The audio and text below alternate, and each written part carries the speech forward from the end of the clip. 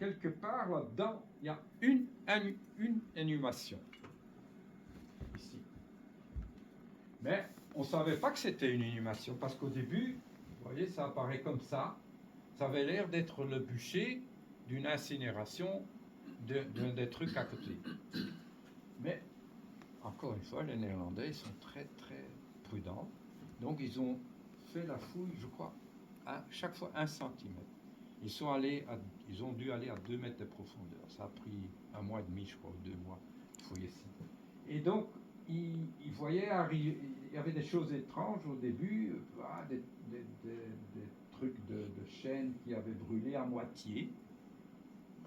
Bon, à la fin, ce qui nous intéresse, on doit passer assez vite, c'est qu'on voit apparaître en rouge, ce sont des bracelets et tout ça, ici en bronze, qui apparaissent lorsqu'on va encore un petit peu plus bas.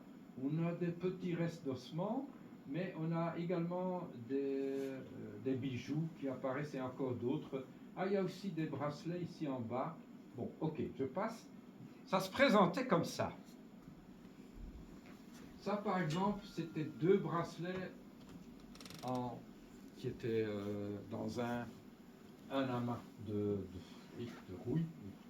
Et les Néerlandais ont réussi à 2 ans, je crois, il faut le faire, hein, à identifier, regardez, si on fait une coupe à travers le truc là-bas, en fait, on commence là où il y avait l'ossement, oui, ça c'est l'ossement, puis il y avait une couche de textile, et on a su l'identifier, ce que c'était, et la couleur même.